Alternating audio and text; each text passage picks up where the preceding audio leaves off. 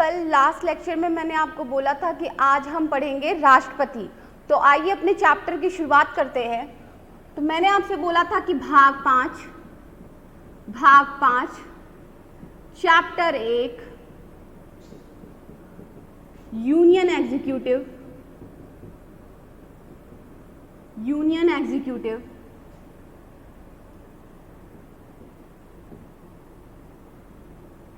52 से 151, 52 से 151, chapter 1 union executive यानी संघ कार्यपालिका,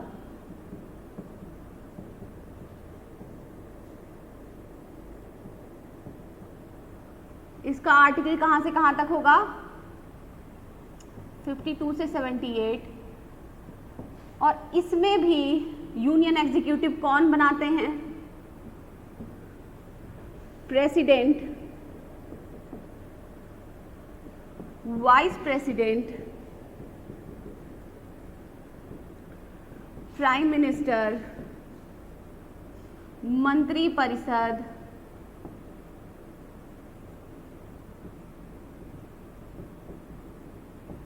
और आपका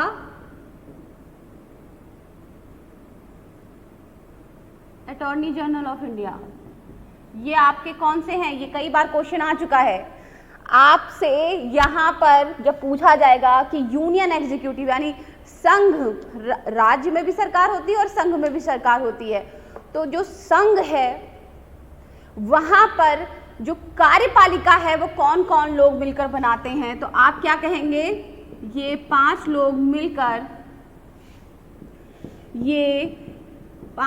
मिलकर राष्ट्रपति, उपराष्ट्रपति, प्रधानमंत्री, मंत्री परिषद और भारत का महान्यायवादी, भारत का महान्यायवादी।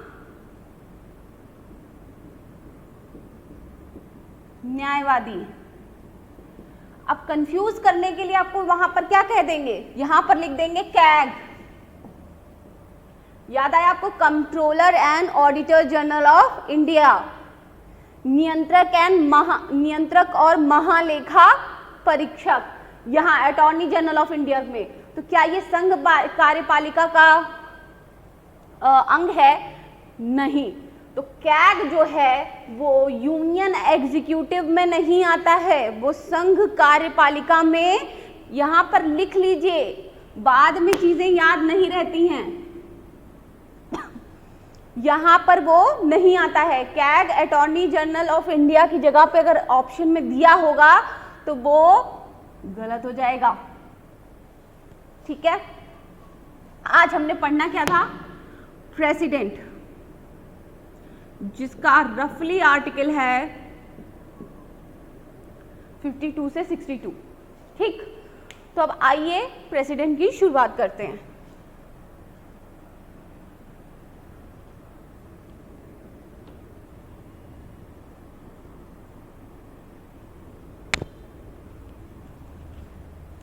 राष्ट्रपति,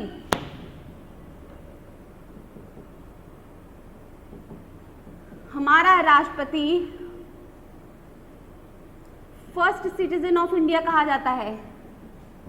फर्स्ट सिटीजन ऑफ इंडिया, भारत का पहला नागरिक होता है। ये भारत का पहला नागरिक होता है। रिपब्लिक होता है भारत का राष्ट्रपति। ये सारे शब्द हैं। रिपब्लिक यानी गणतंत्र या गणतांत्रिक, जो भी लिखना हो, है ना। इसका मतलब भी मैं बना चुकी हूं। हेड ऑफ स्टेट होता है ये, बट हेड ऑफ एग्जीक्यूटिव नहीं होता। इसका मतलब बताऊंगी, इसमें भी ट्विस्ट है। अभी फिलहाल आप मोटा मोटी यही लिखिए कि ये हेड ऑफ स्टेट तो होता है, यानी राज्य का मुखिया तो होता है, लेकिन कार्यपालिका का मुखिया नहीं। अब इसमें ट्विस्ट है इस वाली लाइन में। ये अभी बताऊंगी। कार्यपालिका का मुखिया नहीं होता है, आगे लिख लीजिएगा। तो एनीवेज रिपब्लिक का मतलब होता है हेड ऑफ स्टेट जो हमारा होगा, यानी कि हमारा भी जो देश का मुखिया है वो तो राष्ट्रपति ही है। भले कार्यपालिका का मुखिया प्राइम मिनिस्टर होता है, समझ रहे हैं, लेकिन देश का जो मुखिया है वो राष्ट्रपति होता है। जब आपने कभी भी देखा होगा, वैसे तो ये भी हम पॉलिटी में पढ़ेंगे, टेबल ऑफ प्रेसिडेंस, वरीयता क्रम, उसमें राष्ट्रपति है, उपराष्ट्रपति है, प्रधानमंत्री आता है। लेकिन नॉर्मली भी अगर आपने नहीं भी पढ़ा है तो आपने ऑब्जर्व किया है, कभी आप किसी भी फंक्शन में देख लीजिए 15 अगस्त को या रिपब्लिक डे के दिन, 26 जनवरी के दिन या 15 अगस्त के दिन, राष्ट्रपति के बाद ही प्रधानमंत्री बैठता है। तो राष्ट्रपति जो होता है वो सब कुछ हैंडल कर रहा होता है, क्योंकि हेड ऑफ द स्टेट कौन है, राज्य का मुखिया कौन है, देश का मुखिया कौन है, हमारे यहाँ पे प्रेसिडेंट ही है। तो लाइन आए कि हेड ऑफ स्टेट कौन है, तो प्रेसिडेंट है। इसमें ट्विस्ट है, बट रियलिटी में कार्यपालिका का मुखिया प्रेसिडेंट नहीं होता है, प्रधानमंत्री होता है। लेकिन ट्विस्ट है, अभी मैं उसको समझाऊंगी। तो अभी रिपब्लिक का मतलब क्या हुआ, हेड ऑफ स्टेट जो होगा वो जनता द्वारा चुना जाएगा, जनता द्वारा चुना जाएगा, चाहे डायरेक्ट चुना जाए या इनडायरेक्ट। मोनार्की नहीं होगी, यानी कि राजा का बेटा नहीं हो सकता। यहां जनता चुनेगी, चाहे वो प्रत्यक्ष रूप से चुने और चाहे अप्रत्यक्ष रूप से।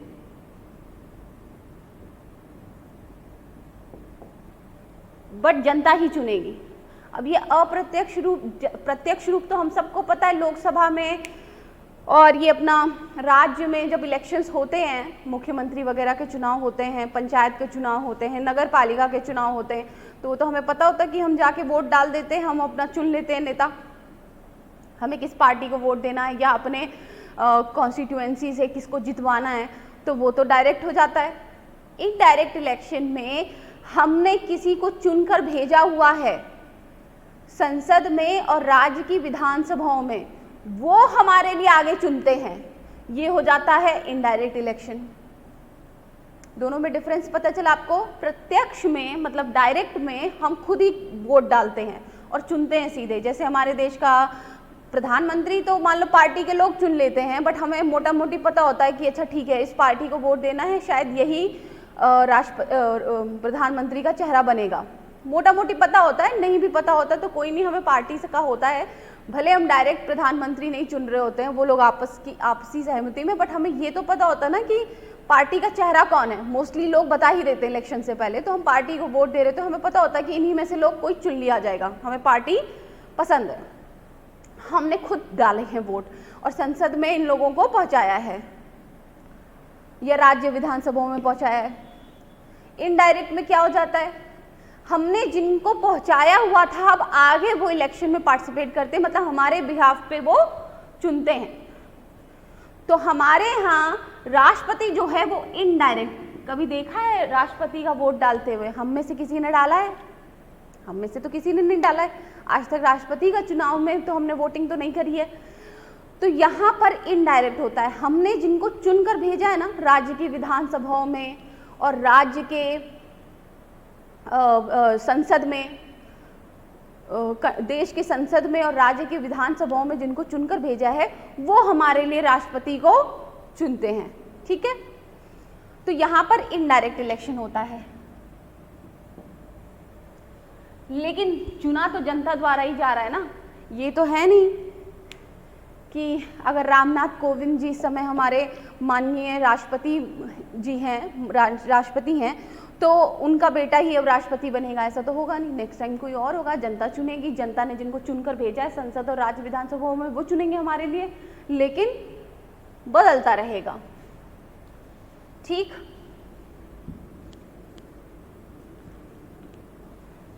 तो इसे फर्स्ट सिटीजन ऑफ इंडिया कहा जाता है। और जो प्रेसिडेंट की वाइफ होती हैं, राष्ट्रपति की जो पत्नी होती हैं, धर्म पत्नी, उनको फर्स्ट लेडी ऑफ कंट्री कहा जाता है। फर्स्ट लेडी ऑफ कंट्री, देश की प्रथम महिला, देश की प्रथम महिला का सम्मान होता है। देश की प्रथम महिला का सम्मान किसे मिलता है?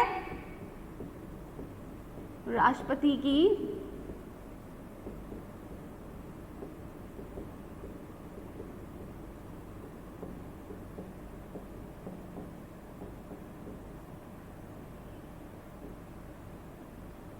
ठीक है।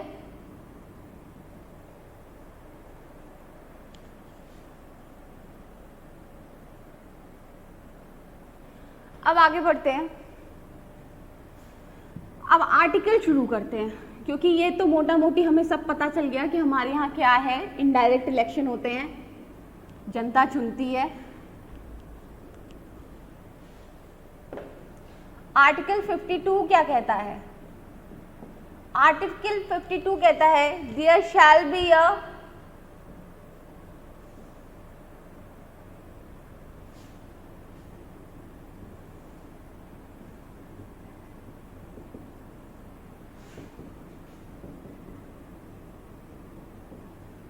There shall be a president of India. भारत का राष्ट्रपति होगा।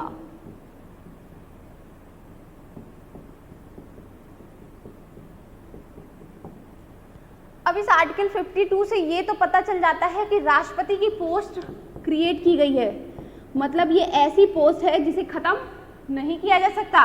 राष्ट्रपति की पोस्ट जो है वो संवैधानिक है और इसे खत्म नहीं किया जा सकता, और ना ही ये खाली रह सकती है,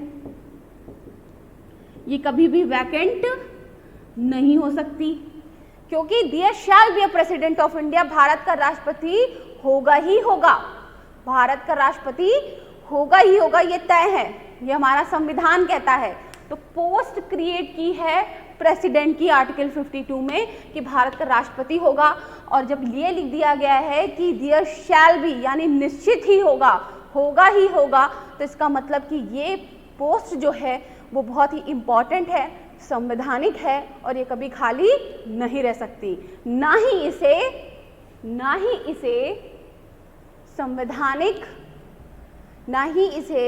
संवैधानिक संशोधन से, संविधान में संशोधन करके हटाया जा सकता है। ठीक, ये हो गया आपका आर्टिकल 52। बहुत सिंपल है, कोई इतनी ज़्यादा खास समझने वाली बात नहीं है। आ जाते हैं आर्टिकल 53 में। क्लॉज 1 क्या कहता है? कहता है the executive power of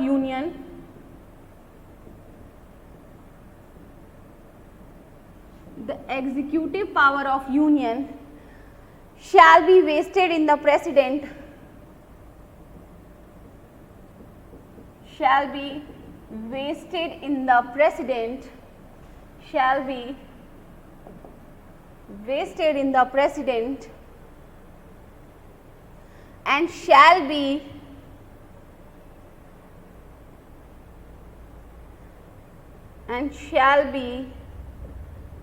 examined by him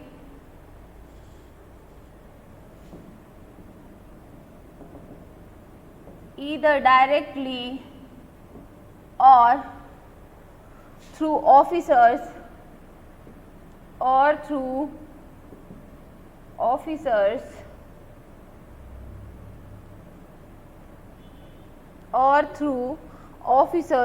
subordinate to him.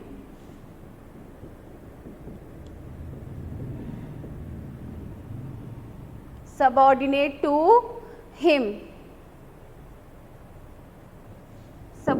to him in accordance with the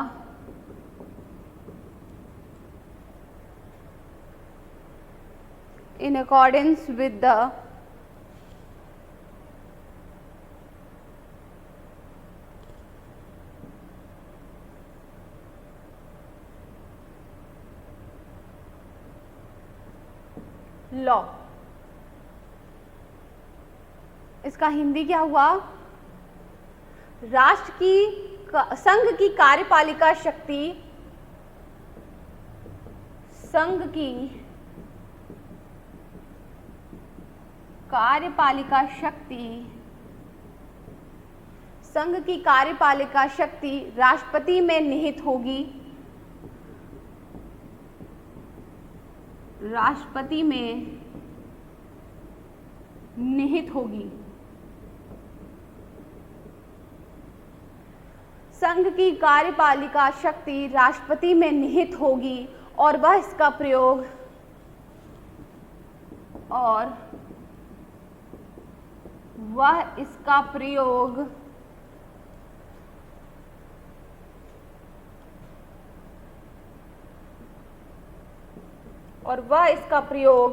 संविधान के अनुसार in accordance with the constitution होगा। यहाँ पर वह इसका प्रयोग संविधान के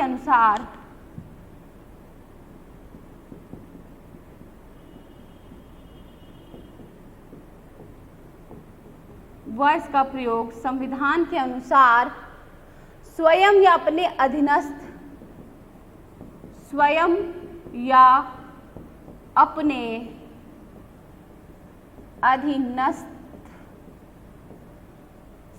अपने अधीनस्थ अधिकारियों द्वारा करेगा, अधीनस्थ अधिकारियों द्वारा करेगा।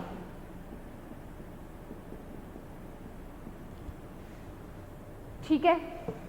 आर्टिकल 53 का क्लॉज 1 कहता है कि जो एग्जीक्यूटिव पावर ऑफ यूनियन है वो राष्ट्रपति में निहित है, जो कार्यपालिका शक्ति है वो राष्ट्रपति में निहित है, और या तो वो स्वयं या अपने जो सबऑर्डिनेट हैं, जो अधीनस्थ अधिकारी हैं, उनके द्वारा, संविधान के अनुसार उनके द्वारा कार्य करेगा। अब इसमें दो बातें निकल के आई। अभी हमने आपसे बोला था कि प्रेसिडेंट हेड ऑफ स्टेट होता है, और मैंने आपसे कहा कि हेड ऑफ एग्जीक्यूटिव नहीं होता है, ये होता है और ये नहीं होता है। बट यहां तो लिख रहे हैं कि कार्यपालिका की शक्ति राष्ट्रपति में निहित है, तो मैंने यहां ऐसे क्यों बोल दिया? मैंने आपसे बोला था ना यहाँ पर ट्विस्ट है। तो जब एग्जाम में आपसे ये पूछा जाए, कि राष्ट्रपति, एग्जाम में आपसे ये पूछा जाए कि कार्यपालिका की शक्ति राष्ट्रपति में निहित है, तब आप हाँ लिखेंगे, क्योंकि आर्टिकल 53 कह रहा है कार्यपालिका की शक्ति राष्ट्र में निहित है। तो जो हेड ऑफ एग्जीक्यूटिव है वो तो राष्ट्रपति है, लेकिन जब सेंटेंस ट्विस्ट कर दिया जाए और बोला जाए एक्चुअल रियलिटी के बारे में कि द रियल एग्जीक्यूटिव पावर, अब मैंने सेंटेंस क्या चेंज कर दिया? Real executive power. क्वेश्चन आए the executive power of union shall be vested in president, या कार्यपालिका की शक्ति राष्ट्रपति में निहित है, तो आप कहेंगे जी हाँ। लेकिन क्वेश्चन सेंटेंस ये बदल जाए the real power of executive is vested in president,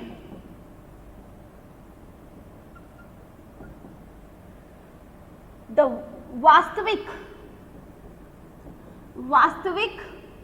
कार्यपालिका शक्ति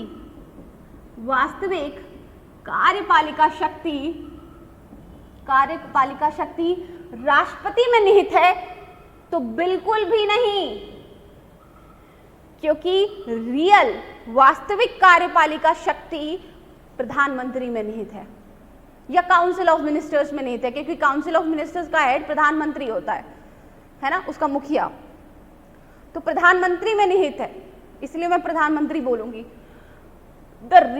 वास्तविक कार्यपालिका का जो शक्ति है वो प्रधानमंत्री में निहित है। इसीलिए मैंने आपसे बोला था कि रियलिटी ये है कि प्रेसिडेंट हमारा राज्य का मुखिया तो है लेकिन कार्यपालिका का मुखिया नहीं है। अब बहुत कंफ्यूजन है, तो इसीलिए मैंने आपको बता दिया कि सेंटेंस में अगर वास्तविक आ जाए कि वास्तविक कार्यपालिका शक्तियां किस में निहित हैं, प्रेसिडेंट में, तो आप लिखेंगे जी नहीं, आंसर गलत होगा, प्रधानमंत्री में या मंत्री परिषद में। और अगर आपसे सिर्फ सिंपल सेंटेंस लिखा हो the executive power shall be vested in president, the executive power is vested in president, या फिर कार्यपालिका की शक्ति राष्ट्रपति में निहित है, तब सही है ये अकॉर्डिंग टू आर्टिकल 53, क्योंकि ये जो है ये नॉमिनल हेड है। प्रेसिडेंट जो है वो नॉमिनल हेड है, रियल हेड नहीं है, मतलब नाम मात्र का हेड है, मुखिया है, वास्तविक मुखिया या वास्तविक संचालक नहीं है कार्यपालिका का। राष्ट्रपति, क्यों ऐसा मैं कह रही हूं, क्योंकि राष्ट्रपति जो है वो मंत्री परिषद की सलाह पर कार्य करता है। राष्ट्रपति मंत्री परिषद की सलाह पर कार्य करता है और वो उसे मानता है जो मंत्री परिषद कहती है, और वो उसे मानता है जो मंत्री परिषद कहती है। इसलिए राष्ट्रपति की सहमति तो होती है, साइन तो राष्ट्रपति जी ही करते हैं, लेकिन साइन करना उनकी मजबूरी है, क्योंकि काउंसिल ऑफ मिनिस्टर्स यानी मंत्री परिषद ने उन्हें ऐसा करने के लिए कहा है। बहुत ज्यादा होगा तो वो एक बारी विचार विमर्श करने के लिए उसको भेज सकते हैं, इससे ज्यादा नहीं। तो जो रियल एग्जीक्यूटिव है, जो रियल कार्यपालिका है, वो तो प्रधानमंत्री या काउंसिल ऑफ मिनिस्टर्स में निहित है, लेकिन नाम मात्र का जो हेड है, कहने के लिए हेड है, इनके विचार के बिना तो नहीं हो जाएगा। इमरजेंसी भी लगानी हो तो राष्ट्रपति ही तो प्रोक्लेम करता है, यानी राष्ट्रपति ही उद्घोषणा करता है। तो कहने के लिए तो कार्यपालिका जो है शक्ति राष्ट्रपति में निहित है, लेकिन दूसरे ही सेंटेंस में क्लियर कर दिया कि वो अपने अधीनस्थ अधिकारियों द्वारा कार्य करेगा। और अभी जब आप आर्टिकल 74 पढ़ेंगे तब आपको और क्लियर हो जाएगा, जिसमें लिखा ही हुआ है कि आपको राष्ट्रपति को काउंसिल ऑफ मिनिस्टर्स के सलाह पर कार्य करना है, और उसी वो जो कहेगा वो बाइंडिंग होगा। ऐसा 3 बार सुप्रीम कोर्ट ने भी बोल दिया है कि ये बाइंडिंग है आपके ऊपर, आपको ये करना ही करना है जो काउंसिल ऑफ मिनिस्टर्स कहती है, जो भी सलाह देती है आपको। तो इसलिए ये नाम मात्र का मुखिया है, रियल हेड तो मंत्री परिषद में है, रियल एग्जीक्यूटिव प्रधानमंत्री या फिर काउंसिल ऑफ मिनिस्टर्स में निहित है। तो अब आर्टिकल 53 में क्या है, क्वेश्चन अगर आ जाए कार्यपालिका की शक्ति राष्ट्रपति में निहित है, तो आप कहेंगे हाँ जी निहित है, यही इसका मतलब है, बस इसका यही मतलब है। जो हेड ऑफ एग्जीक्यूटिव है वो राष्ट्रपति है, लेकिन जो रियल शब्द ऐड हो जाए, रियल हेड ऑफ एग्जीक्यूटिव या वास्तविक कार्यपालिका का मुखिया कौन है, तब आपका सेंटेंस राष्ट्रपति नहीं होगा आंसर, तब आपका आंसर होगा मंत्री परिषद या प्रधानमंत्री। देख लीजिएगा क्या है वहां पर। आगे बढ़े,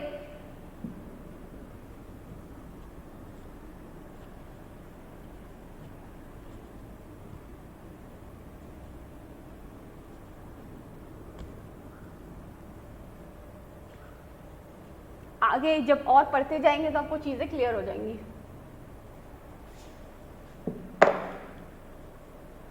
अब ऐसे ही आर्टिकल 53, वैसे इसका यहाँ पर औचित्य नहीं है, ये बाद में मैं जब आगे शक्तियां पढ़ाती राष्ट्रपति की तो उसमें ये आ जाता, लेकिन फिर भी मैं आपको यहाँ पर मेंशन कर देती हूँ। आर्टिकल 53(2) क्या कहता है, प्रेसिडेंट जो है वो सुप्रीम कमांडर होगा, सुप्रीम कमांडर होगा, रुको, तो ये सुप्रीम कमांडर होगा, सुप्रीम कमांडर होगा तीनों फोर्सेस का।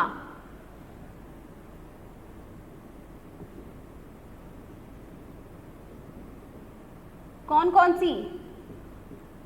आर्मी, नेवी और एयरफोर्स।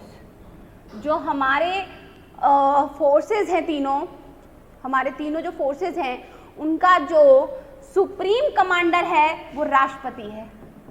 ये आर्टिकल 53(2) कहता है।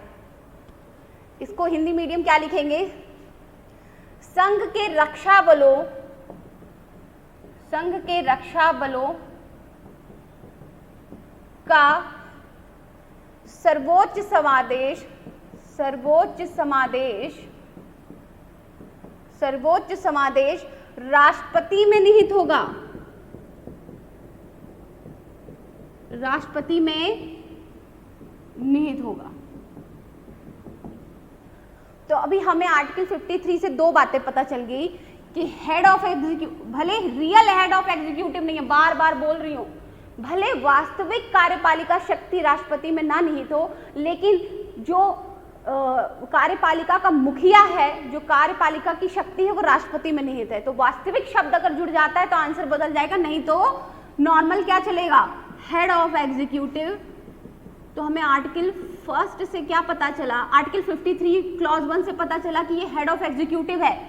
और आर्टिकल 53(2) से क्या पता चला? कि ये head of all three forces है। तीनों सभी रक्षा बलों का सर्वोच्च समादेश है, सर्वोच्च मुखिया है ये।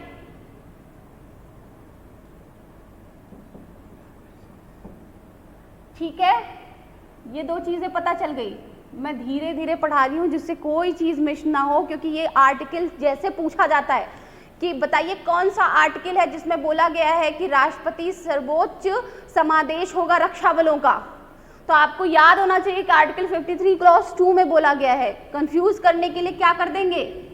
53(1) लिख देंगे। बट 53(1) में तो बोला है कि एग्जीक्यूटिव हेड है, ये कार्यपालिका की शक्ति राष्ट्रपति में निहित है, जो वो अपना स्वयं या अपने अधीनस्थ अधिकारियों द्वारा कार्य करता है। अब आर्टिकल 53 का एक क्लॉज 3 भी है जो कि बिल्कुल इंपॉर्टेंट नहीं है, मैं उसको ऐसे ही बता देती हूँ। इसमें दो प्रोविजन भी है, ए बी करके ना, 1 और 2 करके। ठीक है, वो उसमें कुछ ऐसी खास बात नहीं है। आर्टिकल 53 क्लॉज 3 का दो प्रोविजन है। पहला प्रोविजन ये कहता है कि अगर संसद कोई विधि बनाती है, राज्य सरकारों को, अगर वो राज्य सरकारों को या किसी अथॉरिटी को यानी प्राधिकरण को शक्ति दे रही है, तो वो राष्ट्रपति को हस्तांतरित करने वाली नहीं समझी जाएगी। वो शक्तियां उन्हीं को दी गई हैं जिनको संसद ने विधि पारित करके दिया है। ये बहुत ही सिंपल था और ये कभी पूछा नहीं जाएगा, इसलिए मैंने इसको एक्सप्लेन नहीं किया है, क्योंकि ये तो अंडरस्टूड है, नॉर्मल पेपर भी पढ़ते होंगे तो अंडरस्टूड है कि आर्टिकल 53 क्लॉज 3 का पहला प्रोविज़न कहता है कि अगर पार्लियामेंट कोई कानून पारित करके किसी राज्य की सरकार को या फिर प्राधिकरण को शक्तियां देती है, तो वो राष्ट्रपति को हस्तांतरित करती हुई नहीं समझनी चाहिए कि वो राष्ट्रपति को दी जा रही हैं। और दूसरा प्रोविज़न कहता है कि पार्लियामेंट को, राष्ट्रपति के इतर पार्लियामेंट को कोई भी लॉ बनाने से नहीं रोका जा सकता। इन दोनों आर्टिकल को ध्यान में रख के, जो भी ये दोनों 53 के क्लॉज 1 और क्लॉज 2 हैं, ये बिल्कुल भी संसद को कोई विधि बनाने से नहीं रोक सकेंगे, कोई विधि बनाने से नहीं रोक सकेंगे जो उनको शक्तियां देता है। मान लीजिए पार्लियामेंट यानी संसद ने कोई विधि बना के किसी प्राधिकारी को शक्तियां देने की बात सोची, तो वो इन दोनों बातों का उल्लंघन नहीं समझा जाएगा। संसद ऐसी विधि बना सकती है, यही इसका 53 का क्लॉज 3 है।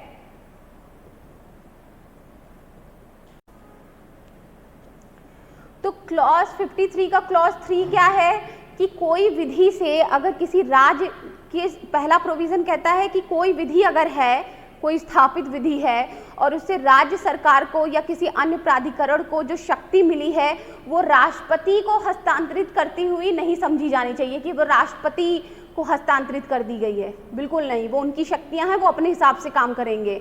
और 53 का क्लॉज 3 क्या कहता है, ये दोनों जो हैं, क्योंकि एग्जीक्यूटिव हेड तो ये है और सारे कमांडर्स का भी हेड यही है, तो ये दोनों क्लॉज संसद को किसी भी कानून को, ऐसे कानून को पारित करने से नहीं रोक सकते जो किसी अन्य प्राधिकरण को शक्ति देता हो। ठीक है, ये बहुत ही सिंपल सा है। बेसिकली कहने का ये मतलब है कि संसद को आप विधि बनाने या कोई स्थापित विधि है और किसी को अधिकार दिए गए हैं तो वो उनके अधिकार हैं, वो उस हिसाब से काम करेंगे। वो राष्ट्रपति में निहित हैं या राष्ट्रपति को हस्तांतरित कर दी गई हैं ऐसी शक्तियां, ऐसा नहीं मानेंगे आप। वो इतना इंपॉर्टेंट नहीं है, इसलिए मैं यहाँ पे एक्सप्लेन भी नहीं कर रही हूँ। आप चाहें तो इसे बिल्कुल भी ना लिखें तो भी चल जाएगा, ठीक है, क्योंकि ऐसी चीज़ें नहीं पूछी जाती हैं। बस आपसे क्लॉज 53 का 1 पूछा जाएगा और 2 पूछा जाएगा। तीसरा जो है बस सिंपल सा लेमैन लैंग्वेज में है, आप बेयर एक्ट भी खोलेंगे तो आपको समझ में आ जाएगा। बस ये है कि संसद को कोई विधि बनाने से नहीं रोक सकती है जो किसी को शक्ति देती हो, क्योंकि यहाँ तो आपने कह दिया है कि हेड ऑफ एग्जीक्यूटिव ये है, हेड ऑफ स्टेट ये है, हेड ऑफ स्टेट ये है। तो ऐसा नहीं है कि संसद को शक्ति, अगर किसी को शक्ति देनी हो, शक्तियां देनी हो तो वो नहीं दे सकता है। बेसिकली ये कहने का मतलब है उसका, ठीक है। अब आ जाते हैं आर्टिकल 53(4) को, जो कि बहुत इंपॉर्टेंट है और ये राष्ट्रपति के इलेक्शन से लेकर है।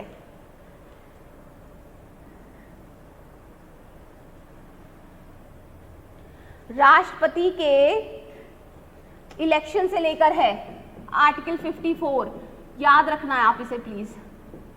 आर्टिकल 54 और 55 राष्ट्रपति के इलेक्शन से रिलेटेड है। तो चूंकि अभी हम आर्टिकल 55, ये आप लिख देना, प्रेसिडेंट का इलेक्शन, राष्ट्रपति का निर्वाचन,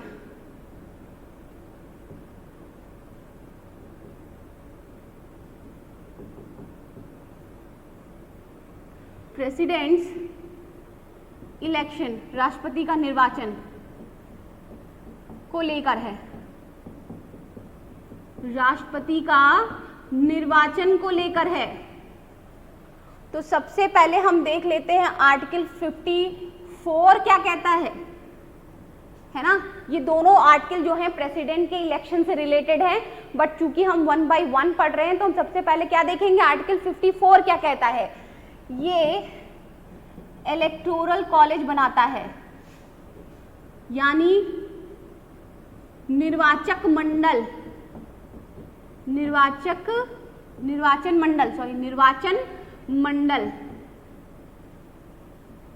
मंडल बनाता है। अब इसका क्या मतलब हुआ, आर्टिकल 54 को आप इससे याद रखिएगा। निर्वाचन मंडल का मतलब हुआ निर्वाचक मंडल होना चाहिए, निर्वाचक मंडल, है ना। निर्वाचन मतलब तो इलेक्शन हो गया और इलेक्टोरल कॉलेज मतलब निर्वाचक मंडल। इसका क्या मतलब हुआ, जैसे कि आपको पता है जब हम लोकसभा का चुनाव में या राज्य के मुख्यमंत्री के चुनाव में हमें पता होता है कि कौन वोट डाल सकता है। कौन वोट डाल सकता है, 18 साल से ऊपर के सभी लोग जो हैं वोट डाल सकते हैं। उसमें कुछ क्राइटेरिया भी होता है कि आप पागल ना हो, है ना, आप दुश्मन देश से मिले, बहुत सारा उसमें भी क्राइटेरिया होता है। बट मोटा मोटी तौर पे आप ये याद रखिए, जब हम पढ़ेंगे तब इलेक्शन तब का तब देखेंगे, अभी इसको कंफ्यूज नहीं करना है। अभी हमें सिंपल लेमैन लैंग्वेज में क्या समझना है कि आर्टिकल 54 निर्वाचक मंडल यानी इलेक्टोरल कॉलेज बनाता है, यानी कि कौन कौन वोट डाल सकता है राष्ट्रपति के चुनाव में। ठीक, तो राष्ट्रपति के चुनाव में कौन कौन वोट डाल सकता है, उन सब को इलेक्टोरल कॉलेज बोला गया है। निर्वाचक मंडल जैसे लोकसभा या राज्य के मुख्यमंत्री के चुनाव में हम 18 साल के ऊपर के सभी लोग वोट डाल सकते हैं, तो वो एक इलेक्टोरल एडल्ट सफ्रेज जो बोलते हैं वो, यानी कि वयस्क मताधिकार, कि 18 साल के ऊपर के लोग वोट डाल सकते हैं, तो उनको वोटिंग का अधिकार है ना। तो यहाँ पर सीधे आर्टिकल 54 में इलेक्टोरल कॉलेज यानी निर्वाचक मंडल की बात करता है कि कौन कौन एलिजिबल है, कौन कौन एलिजिबल हैं वोट डालने के लिए। यही मतलब हुआ वोट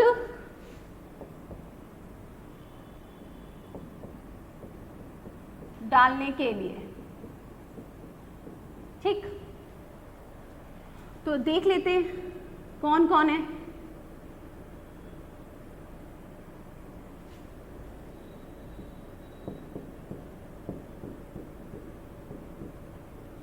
ऐसे लिख देते हैं संसद में फिर दोनों आ जाएंगे।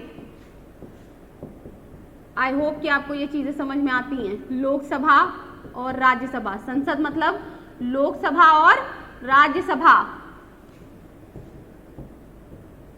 के निर्वाचित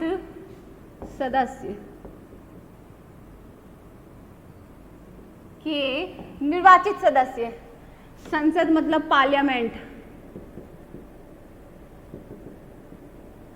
लोकसभा राज्यसभा लिखने की जरूरत ही नहीं है।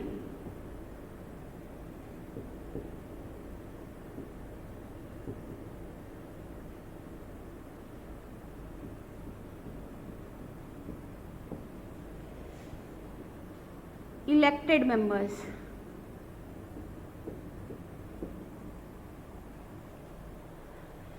पार्लियामेंट में यानी संसद और संसद दोनों सदनों की मतलब लोकसभा और राज्यसभा के निर्वाचित सदस्य यानी इलेक्टेड मेंबर्स।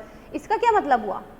इसका मतलब सीधा सीधा ये है कि आगे आने वाले चैप्टर में आप पढ़ेंगे, लेकिन मिक्स ना होने पाए इसलिए मैं आपको मोटा मोटी ये बता देती हूँ कि लोकसभा और राज्यसभा में कुछ नॉमिनेटेड सदस्य भी होते हैं, ठीक है, जिन्हें नॉमिनेट किया जाता है, ठीक है, जिसको हिंदी में बोलते हैं मनोमीत, नॉमिनेटेड यानी मनोमीत सदस्यों का मनोनीत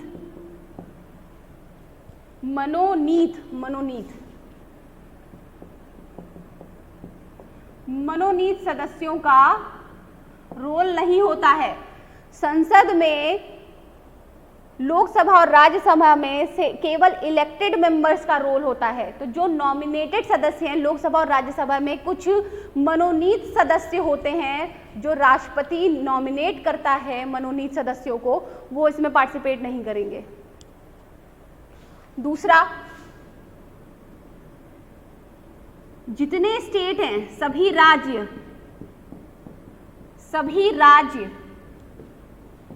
के विधानमंडल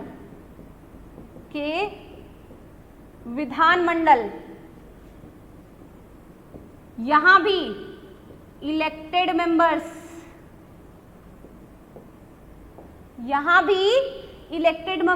यानी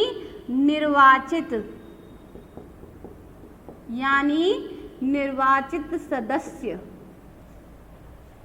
जितने भी राज्य हैं उनमें विधानमंडल होगा।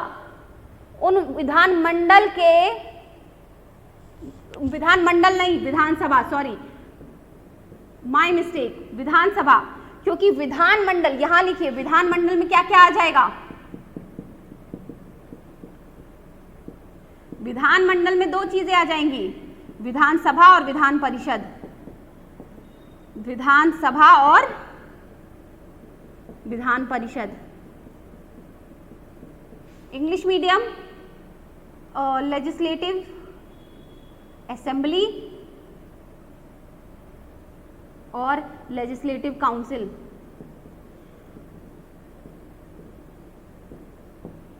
विधानमंडल में दो चीजें आ जाती हैं, तो हमें विधान परिषद नहीं, कुछ राज्यों में द्विसदनात्मक व्यवस्था है, यानी दो सदन है राज्यों में भी, जैसे हमारे केंद्र में दो सदन हैं, लोकसभा राज्यसभा, वैसे ही कुछ राज्यों में, सारे राज्यों में नहीं, कुछ राज्यों में विधान सभा और विधान परिषद है, यानी लेजिस्लेटिव काउंसिल भी है और लेजिस्लेटिव असेंबली भी है।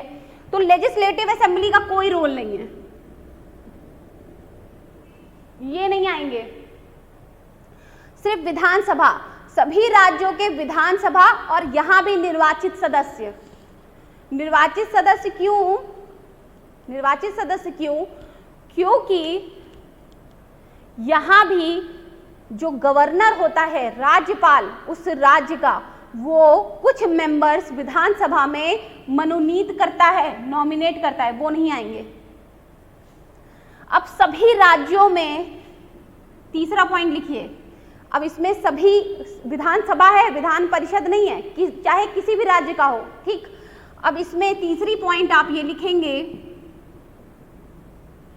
कि दिल्ली, ये तो राज्यों की बात करी है, दिल्ली और पुडुचेरी, दिल्ली और पुडुचेरी में भी विधानसभा है और ये दोनों यूनियन टेरिटरी हैं, केंद्र शासित प्रदेश हैं। अब इतनी बेसिक नॉलेज तो आपको होगी, आर्टिकल 1 में मैं बता चुकी हूँ 28 राज्य हैं और 8 यूनियन टेरिटरीज हैं। कुछ याद आया आपको? तो आप पिछले लेक्चर्स में जाइए। तो ये दिल्ली और पुडुचेरी जो है वो केंद्र शासित यानी यूनियन टेरिटरीज हैं, केंद्र शासित प्रदेश है यानी यूनियन टेरिटरी हैं, यूटीज हैं, ठीक है। इंग्लिश मीडियम, दिल्ली और पुडुचेरी, इतना तो आप भी लिख सकते हैं। यहाँ की जो विधानसभा है ये भी पार्टिसिपेट करेगी।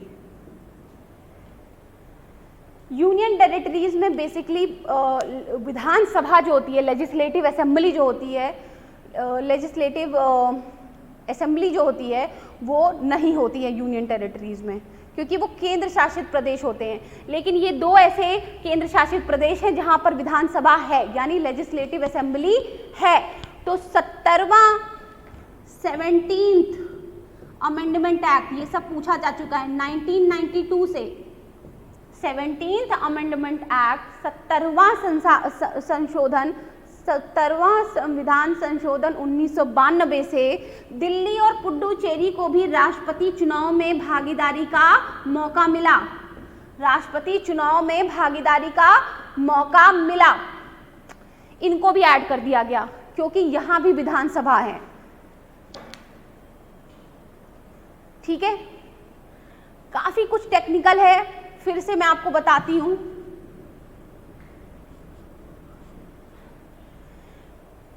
राष्ट्रपति के चुनाव या इनडायरेक्ट है, अप्रत्यक्ष है,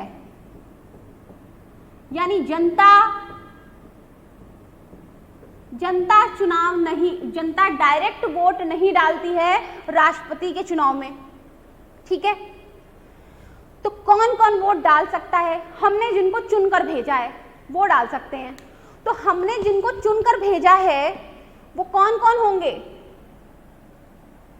एक तो लोकसभा में चुनकर भेजा, लेकिन लोकसभा में जो मनोनीत यानी नॉमिनेटेड सदस्य हैं, जो प्रेसिडेंट अपॉइंट करता है, उन्हें हमने चुनकर भेजा था? नहीं, उसे तो आपने मनोनीत किया है, तो वो पार्टिसिपेट नहीं करेंगे, क्योंकि यहाँ पर बात क्या हो रही है? जनता द्वारा चुना जाएगा। तो जनता ने जिनको चुन चुनकर भेजा है वही पार्टिसिपेट करेंगे। जो राष्ट्रपति ने लोकसभा में मनोनीत सदस्य रखे हैं वो पार्टिसिपेट नहीं कर सकते, ठीक। फिर राज्यसभा में जो चुन के भेजे जाते हैं वो राज्यों द्वारा चुने जाते हैं, विधानमंडल द्वारा, तो इनडायरेक्टली वो भी हम चुनते हैं। बट उसमें कुछ मनोनीत सदस्य होते हैं जो प्रेसिडेंट चुनता है, वो भी आप नहीं यहाँ पे वोट डालेंगे। इसीलिए पहला पॉइंट क्या हो गया? संसद में लोकसभा और राज्यसभा के निर्वाचित सदस्य, इलेक्टेड मेंबर्स, नॉमिनेटेड मेंबर्स नहीं, मनोनीत। और क्यों ऐसा है आपको मैंने बता दिया। राष्ट्रपति हमारा है, लोकतांत्रिक देश है, रिपब्लिक हम अपने आप को कहते हैं, तो हमारा जो मुखिया है वो जनता द्वारा चुना जाएगा, चाहे अप्रत्यक्ष रूप से ही क्यों ना चुना जाए। तो जो लोकसभा और राज्यसभा में मनोनीत सदस्य हैं, नॉमिनेटेड मेंबर्स हैं, वो तो हमने नहीं चुना, वो तो आपने अपॉइंट कर दिया है, तो वो क्यों वोट डालेंगे? इसीलिए उनको बहिष्कृत किया गया है यहाँ से। पॉइंट 1। फिर सभी राज्यों के विधानसभा, सभी राज्यों की विधानसभा यानी लेजिस्लेटिव असेंबली, वहां पे भी निर्वाचित सदस्य, क्योंकि सभी राज्यों के जो गवर्नर होते हैं, राज्यपाल, वो भी मनोनीत सदस्य अपॉइंट करते हैं, वो भी पार्टिसिपेट नहीं करेंगे। क्लियर? कुछ राज्यों में विधानसभा के साथ विधान परिषद भी हैं, ये सब हम आगे पढ़ेंगे, लेकिन अभी मोटा मोटी आपको भी इतनी नॉलेज होगी कि कुछ राज्यों में विधानसभा के साथ विधान परिषद भी हैं। तो विधान परिषद के इलेक्शन में हम लोग पार्टिसिपेट जनता डायरेक्टली नहीं करती है, इसलिए उन लोगों को यहाँ पर जगह नहीं दी गई है। तो चाहे कोई सा भी विधान परिषद हो, वो जितने भी राज्यों में विधान परिषद है, वो एक भी इसमें पार्टिसिपेट नहीं करेंगे। तो सिर्फ सभी राज्यों के विधानसभा इलेक्टेड मेंबर्स ही कर सकते हैं, विधान परिषद नहीं। फिर केंद्र शासित जो प्रदेश हैं, वहां पर लेजिस्लेटिव असेंबलीज नहीं होती, यानी विधानसभा नहीं होती हैं, लेकिन दिल्ली और पुडुचेरी में है। और दिल्ली और पुडुचेरी में जब है तो 70वां संविधान संशोधन किया गया, क्योंकि वो भी तो, उनका भी तो रोल होगा, आखिर वो भी तो किसी को रिप्रेजेंट कर रहे हैं, जनता ने उन्हें भी तो चुन के भेजा है। तो वहां के दिल्ली और पुडुचेरी के विधानसभा के इलेक्टेड मेंबर्स, सिर्फ इलेक्टेड मेंबर्स यानी निर्वाचित सदस्य पार्टिसिपेट करेंगे। ठीक, दिल्ली और पुडुचेरी के सिर्फ इलेक्टेड मेंबर्स पार्टिसिपेट करेंगे विधानसभा के। केंद्र शासित प्रदेश है ये दोनों, इतनी बेसिक नॉलेज होगी। ये जरूर याद रखिएगा कि इससे पहले नहीं, 70वें संविधान संशोधन 1992 से इन्हें जोड़ा गया, और यहाँ के भी सिर्फ निर्वाचित विधानसभा के निर्वाचित सदस्य ही पार्टिसिपेट करेंगे। बात क्लियर हुई? इसको प्लीज लिख लीजिएगा, एक एक लाइन इंपॉर्टेंट है। अब इसको मैं अगर समराइज करूं, मैंने आपको ये तो बोल दिया कि कौन कौन पार्टिसिपेट करेगा, क्वेश्चन पलट के आ जाए कौन कौन नहीं करेगा, तब आप क्या लिखेंगे? लोकसभा, हिंदी में लिखती हूं तो ज्यादा सही रहेगा, लोकसभा, राज्यसभा के मनोनीत सदस्य, ठीक है ना? कुछ गलत बात? यानी नॉमिनेटेड मेंबर्स, शॉर्ट में लिख रही। फिर राज्यों के विधान सभा, राज्यों के विधान परिषद, जिन जिन राज्यों में है, अब एकदम एग्जैक्टली लिख रही, जिन जिन राज्यों में विधान परिषद है, जिन जिन राज्यों में विधान परिषद है, वो एक भी वोट नहीं डालेंगे। फॉरगेट अबाउट कुछ भी, विधान परिषद का कोई भी मेंबर जो वोट नहीं डालेगा, जिन जिन राज्यों में विधान परिषद है। राज्यों के विधान सभा यानी लेजिस्लेटिव, ये काउंसिल था, ये असेंबली है। राज्यों के विधान सभा के मनोनीत सदस्य, क्या गलत लिखा है? यहां भी तो मनोनीत सदस्य होते हैं, ये भी पार्टिसिपेट नहीं करेंगे। फिर कौन नहीं कर सकता? दिल्ली और पुडुचेरी विधानसभा के मनोनीत सदस्य यानी नॉमिनेटेड मेंबर्स, ये भी पार्टिसिपेट नहीं करेंगे। क्लियर कट बात हो गई? ये लोग पार्टिसिपेट नहीं करेंगे, और इसका उल्टा कर देंगे तो ये लोग पार्टिसिपेट करेंगे। और विधान परिषद तो किसी भी राज्य की, कुछ राज्य ऐसे हैं जहाँ पे विधान परिषद भी है, यानी बाइकैमरलिज्म है, यानी द्विसदनात्मक व्यवस्था है, यानी जैसे केंद्र में राज्यसभा, लोकसभा, राज्यसभा है, वैसे ही राज्यों में भी विधानसभा और विधान परिषद है कुछ राज्यों में। तो विधान परिषद तो बिल्कुल भी नहीं करेगी, चाहे किसी भी राज्य की हो। और 70वें संविधान संशोधन से 1992 में आया, दिल्ली और पुडुचेरी के भी विधानसभा को ऐड कर दिया गया। ये बात अब आपको क्लियर हो जानी चाहिए। आ जाते हैं, तो आपको ये तो समझ में आ गया कि ये है इनका इलेक्टोरल कॉलेज यानी निर्वाचक मंडल। तो ये निर्वाचक मंडल तो अपने आप में बता रहा है कि ये इनडायरेक्ट यानी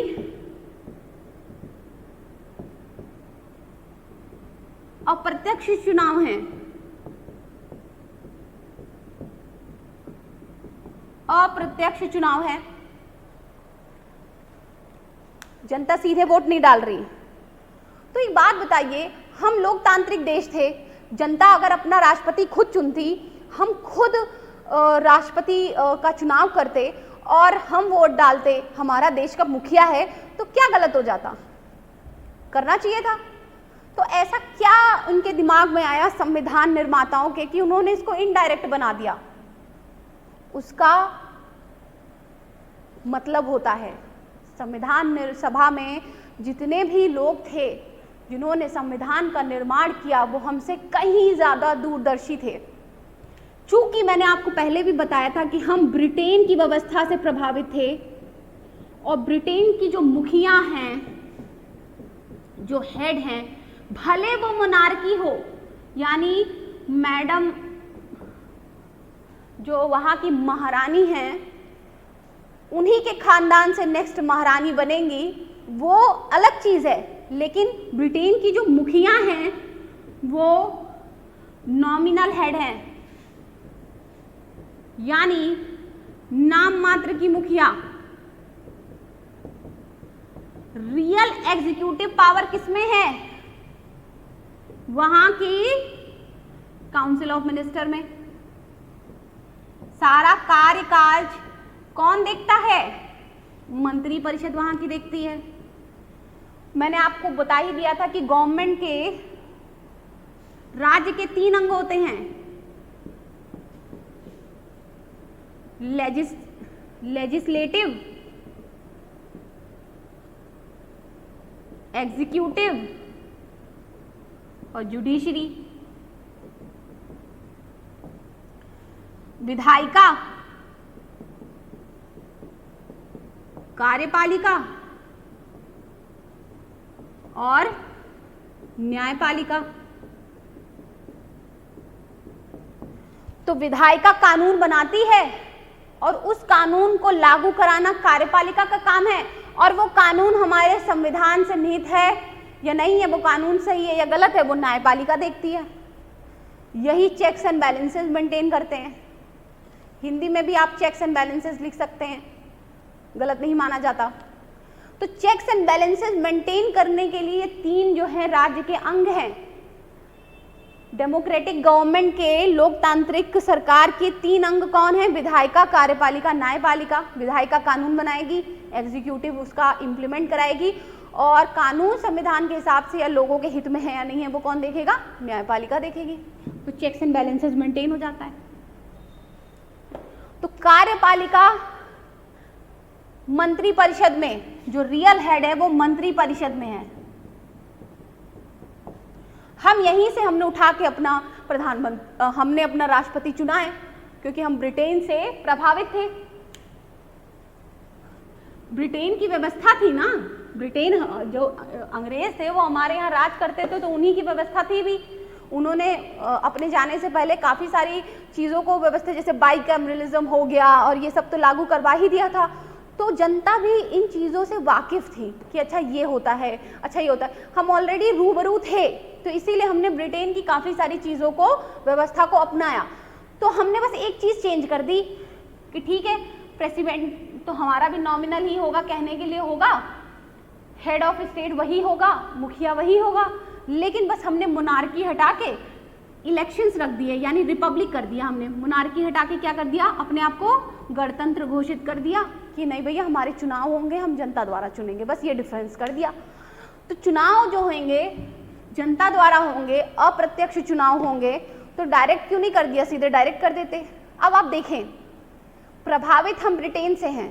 कार्य जब पार्लियामेंट्री फॉर्म ऑफ हमने गवर्नमेंट अपनाई हुई है, कल हमने पढ़ा था ना पार्लियामेंट्री फॉर्म ऑफ गवर्नमेंट, संसदीय व्यवस्था। संसदीय व्यवस्था में काउंसिल ऑफ मिनिस्टर जो होता है वो विधायिका के प्रति उत्तरदायित्व होता है, उसका जो भी उसके कार्य किए जाते हैं वो संसद यानी लोकसभा में उत्तरदायी होता है, रिस्पॉन्सिबल होता है कि उसके कामों, जो भी वो काम करता है उसके लिए उत्तरदायी है, रिस्पॉन्सिबल गवर्नमेंट होती है। तो जब जनता सरकार चुन रही है, हेड ऑफ गवर्नमेंट नहीं है प्रेसिडेंट हमारे यहाँ, ये सारे शब्द लिख लीजिएगा कहीं। हेड ऑफ स्टेट तो है लेकिन हेड ऑफ गवर्नमेंट नहीं है, सरकार का मुखिया नहीं है। सरकार का मुखिया, क्योंकि हमने पार्लियामेंट्री सिस्टम ऑफ गवर्नमेंट अपनाया है जहां पे काउंसिल ऑफ मिनिस्टर्स जिन्हें जनता द्वारा चुना जाता है वो विधायिका के प्रति जवाबदेह होते हैं, लोकसभा के प्रति जवाबदेह होते हैं अपने कामों के लिए। तो जब सरकार जनता द्वारा चुनी जा रही है संसदीय व्यवस्था में, तो अगर हमने अपना मुखिया भी जनता द्वारा चुन लिया और उसके बाद उसको पावर्स भी नहीं दी, मतलब जनता ने अपना पूरा दिमाग लगा के किसी को चुना और उसके बाद उसको पावर भी नहीं दे रहे हैं, तो ये तो गलत हो जाता, क्योंकि जनता ने चुना है। लोकतंत्र में तो जनता महान है, पहली चीज। दूसरा, कहीं ना कहीं प्राइम मिनिस्टर के पद को ठेस पहुंचती, क्योंकि राष्ट्रपति भी तो चाहता कि जब हमको जनता में हमें विश्वास है, जनता ने हमें जिताया है, तो मेरे पास भी कुछ शक्तियां होनी चाहिए। लोकतंत्र की तो यही खूबी है ना कि जनता के पास अधिकार होता है, तो ये सेट नहीं हो पाता। तो जब भी संसदीय व्यवस्था होती है वहां पर मोस्टली हेड ऑफ स्टेट जो होता है, वो जब भी संसदीय व्यवस्था होगी, जो हेड ऑफ स्टेट होगा वो इनडायरेक्टली जनता द्वारा चुना जाएगा, जिससे कि क्लैश ना हो इंडिया में, पहली चीज। दूसरा, और भी बहुत सारे फैक्टर्स थे। अब कोई भी, जब देश आज़ाद हुआ था, राष्ट्रपति एक चुना जाता है, कोई पार्टी सिस्टम तो थी नहीं, और कोई लोकल क्षेत्र से आपके तो चुना नहीं जा रहा। अब जब लोकसभा का चुनाव होता है तो हम अपने क्षेत्र से कौन लड़ रहा है वो ज़्यादा देखते हैं कि ये जीतेगा तो हमारे क्षेत्र का उत्थान करेगा। अब राष्ट्रपति तो एक होता है, पता नहीं कौन से क्षेत्र का हो, तो लोग जानते भी नहीं थे उस समय। राष्ट्रपति एक होता है, लोग जानते भी नहीं है, तो मैक्सिमम को नहीं जानेंगे, कितने लोग खड़े हो जाएंगे राष्ट्रपति के चुनाव के लिए उस समय। तो जब उस समय तो इतना ज़्यादा सोशल मीडिया, व्हाट्सएप और ये सब भी नहीं था। तो अगर ऐसा होगा, आप समझे मेरी बात को, अगर ऐसा होगा तो राष्ट्रपति को सही तरीके से जनता नहीं चुन पाएगी, क्योंकि जानती नहीं है जनता कौन है ये। अब तो भले जान जाए, उस समय तो और भी नहीं जान पाती, तो ये भी एक मजाक हो जाता जनता के साथ। फिर हर चीज के लिए इलेक्शन कराओगे, हर चीज में जनता डालेगी, कितना पैसा खर्चा होगा, कितना टाइम जाएगा, तो ये भी पॉसिबल नहीं है। तो हमने क्या किया कि राष्ट्रपति, चूंकि संसदीय व्यवस्था में काउंसिल ऑफ मिनिस्टर्स के पास ज़्यादा पावर होती है, वो रियल हेड ऑफ गवर्नमेंट होता है, वास्तविक सरकार का चेहरा होता है, जनता उन्हें चुनती है, तो इसलिए उनको ज़्यादा पावर्स रहें, इसलिए राष्ट्रपति का चुनाव इनडायरेक्ट कराया गया और नॉमिनल हेड बनाया गया, नाम मात्र का मुखिया बनाया गया, जिससे कि संसदीय व्यवस्था सही से चल सके।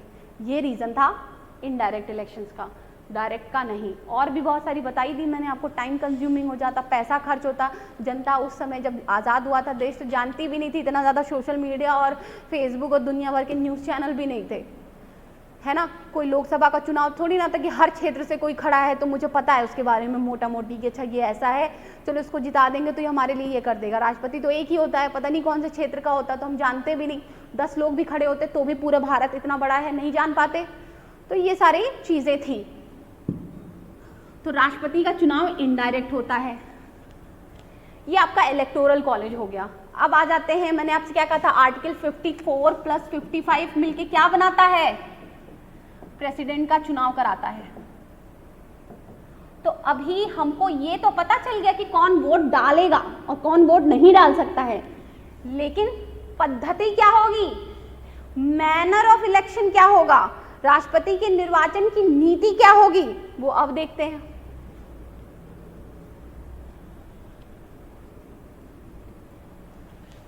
आर्टिकल 55, आई होप कि आप लोगों को समझ में आ रहा होगा।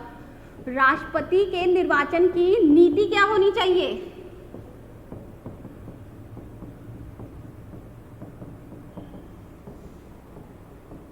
नीति क्या होनी चाहिए, मैनर क्या होना चाहिए, election, manner of election of president.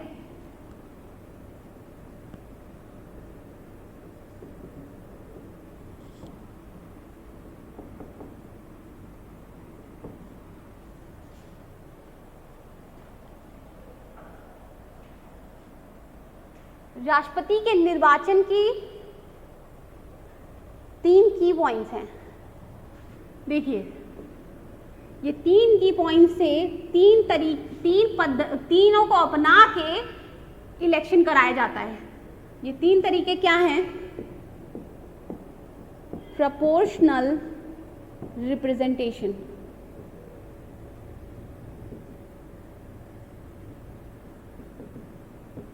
दूसरा क्या है? सिंगल ट्रांसफरेबल वोट और सीक्रेट बैलेट।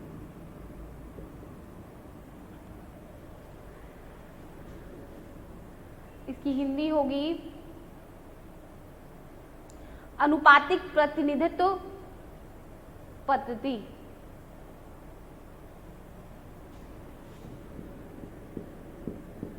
अनुपातिक प्रतिनिधित्व पद्धति।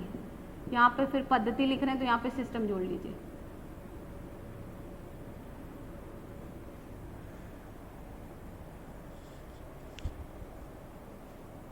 एकल संक्रमणीय मत प्रणाली।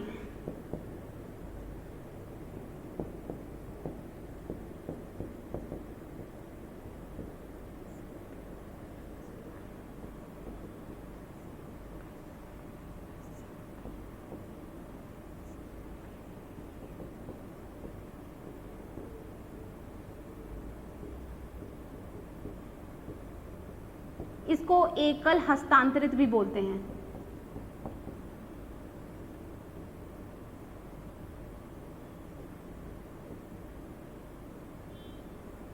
एकल हस्तांतरित मत प्रणाली।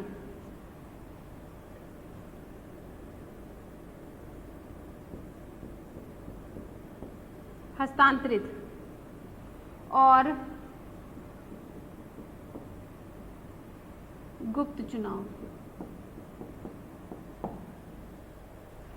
और गुप्त चुनाव।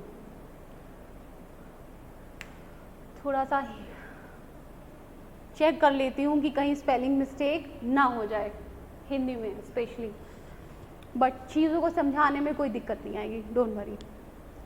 तो मैनर क्या होगा? अभी तो हमें ये पता चल गया कौन वोट डालेगा। अब हमें ये देखना है कि प्रोपोर्शनल मतलब मैनर क्या होगा। तो इन तीनों नीतियों को अपना के राष्ट्रपति का चुनाव होता है। वोट कौन डालेगा वो तो पता चल गया। राष्ट्रपति का चुनाव इन तीनों तरीकों से होता है, ठीक है? इन तीनों तरीकों से होता है। तो गुप्त चुनाव मतलब मतदान जो होगा, जो लोग वोट डालेंगे वो गुप्त होगा, किसी को पता नहीं होगा कि कौन किसको वोट दे रहा है। ये तो इजी है।